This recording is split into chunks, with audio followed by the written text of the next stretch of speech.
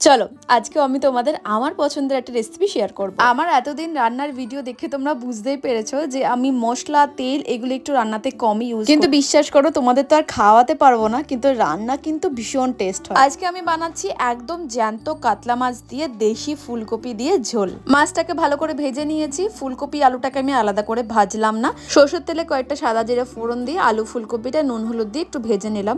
কাঁচা লঙ্কা আমি ইউজ করি ঝালের জন্য, ঝাল খেতে ভালোবাসি, কাঁচা লঙ্কাই দিই। শুকনো লঙ্কা একটু কালারের জন্য দিই।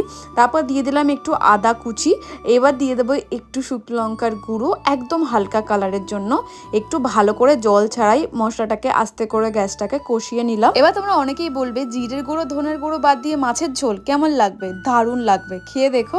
ঝোলটা ফুটে উঠলে দিয়ে দেবো জল, আর জলটা ফুটে উঠলে দিয়ে দেবো সুন্দর সুন্দর ভাজা মাছগুলো।